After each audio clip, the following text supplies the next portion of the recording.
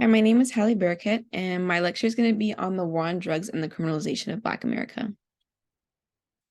Although the United States only accounts for around 5% of the world's population, it contains about 25% of the world's prison population. Additionally, while people of color comprise of 37% of the US population, they represent about 67% of the prison population.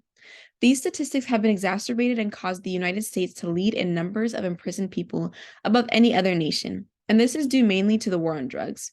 Through disparities in minimum sentencing, stop and frisk policies, police budgets, and police presence in predominantly Black communities, the war on drugs has had a significant impact on the history of Black America, perpetuating systemic racism and strengthening the historical legacy of policing as a tool of oppression, ultimately leading to the criminalization of Black America. The most early known form of policing in the history of the United States was slave patrol. During a time of concern for possible revolts against slave owners, the slave patrol was tasked with monitoring slaves in bondage to return any runaway slaves back to their owners, to maintain discipline, and to instill fear among slaves to deter them from revolting. This form of social control has had many possible forms, some of which included intentionally separating families and causing trauma, depriving them of food and water, and beating them constantly, while also using it as a scare tactic for other nearby slaves. Their primary responsibility was to instill fear and establish dominance over the slaves, and this methodology was later adapted and carried forward to the policing during the Jim Crow era, where their main objective was to reinforce racist policies and maintain the existing status quo. It was after the declaration of the war on drugs by former President Richard Nixon that Black America became the targets of immense criminalization. According to Nixon's domestic policy advisor, John Ehrlichman, the war on drugs was originally intended as an initiative to attack Black Americans and those that were in opposition to war. He said, and I quote, "We knew we couldn't make it illegal to be either against the war or Blacks, but by getting the public to associate the hippies with marijuana and Blacks with heroin, and then criminalizing them both heavily, we could disrupt those communities. We could arrest their leaders, raid their homes, break up their meetings, and vilify them night after night in the evening news. Did we know we were lying about the drugs? Of course we did." Particularly during Reagan's presidency, this project was advertised to Americans as being tough on drugs in order to make our neighborhoods safer and create a more secure environment for families. However, the policies put in place disproportionately affected Black individuals and communities. Many federal drug policies created during the war on drugs were strategically put in place so as to affect majority Black communities. The Anti-Drug Abuse Act of 1986 was passed by Congress in an attempt to ease the concerns of citizens following the suspected crack cocaine overdose of athlete Len Bias. This was the first act to introduce mandatory minimum sentencing for possessing specific quantities of cocaine. However, the type of cocaine differed in sentencing. The sentences for crack cocaine offenses, which was much more affordable and available in Black minority communities, were much longer and tougher than for powder cocaine offenses, which was more prevalent in the more wealthier white neighborhoods. One can see the sentencing disparities when comparing the 5-year minimum federal prison sentence for 5 grams of crack cocaine to the same sentence for powder cocaine for 500 grams. 5 years after the passing of this act, the incarceration rate for Black Americans was 49% higher than that of their white counterparts, a 38% increase from earlier that year before its passing when it was 11% higher. In addition to these disparities, judicial discretion allowed for the courts to double the amount of time Black people receive for crack cocaine offenses compared to white people convicted of powder offenses. The war on drugs increased cooperation between the military and law enforcement on federal, state, and local levels on grounds of the threat of drugs threatening national security. This eventually led to the escalated militarization of police, especially following the year of 1981 when the 1033 program passed. This put military equipment such as battering rams, specialized firearms, grenade launchers, armored vehicles, and other large caliber weaponry in the hands of local law enforcement for reasons associated with combating drug use and sales.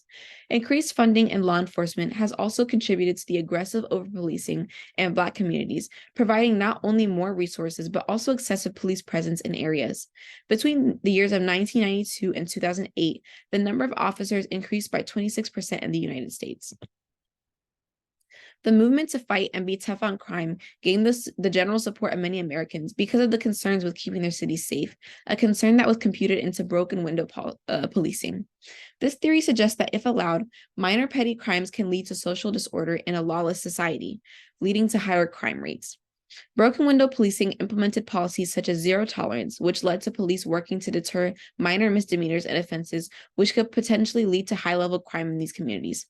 However, broken window policing provided the police with an immense amount of power over citizens.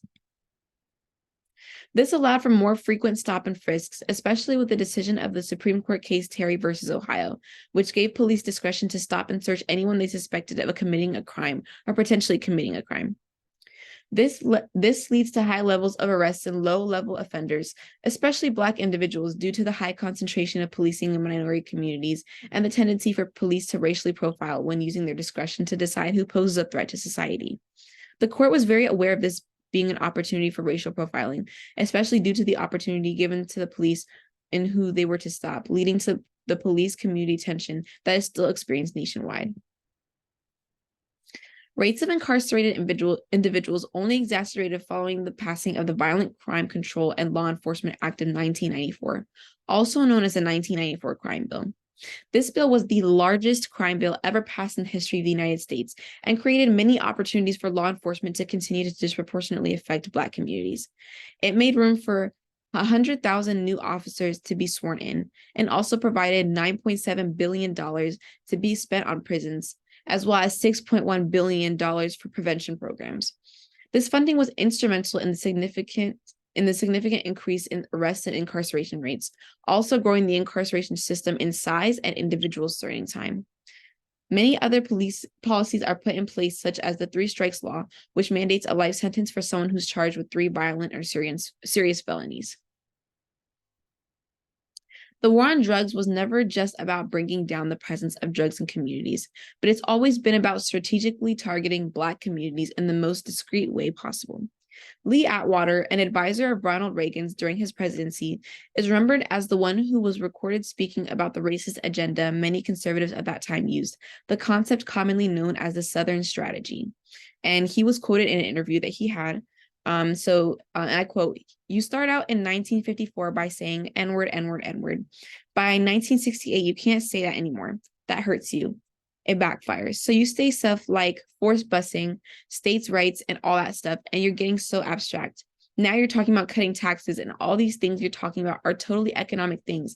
And a byproduct of them is Blacks get hurt worse than whites." This idea, known as the Southern Strategy, was used in politics as a way for the government to gain support of the public to push agendas without completely disclosing their motives. While it may have seemed that the reason for the war on drugs was to minimize the presence of drugs, it was mainly for the purposes of targeting Black Americans in the way that the government knew would mainly affect them.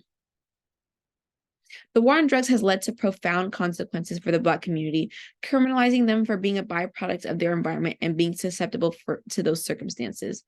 There have been numerous aggressive policies put in place, such as mandatory minimum sentencing, stop and frisk, as well as funding and allocating money into the police, leading to the militarization of law enforcement. Specifically, discrepancies in sentencing between crack and powder cocaine offenses led to the disproportionate incarceration of Black Americans. Heavy policing in these communities, in addition to the countless resources given to the police, has also played a role in the constant setback experienced by Black individuals. These initiatives, in addition to the long-lasting legacy of policing as an oppressive force reinforced by the war on drugs, have systematically perpetuated racial disparities and been an aid to the oppressive forces in the United States. And that is the end of my presentation. Thank you so much.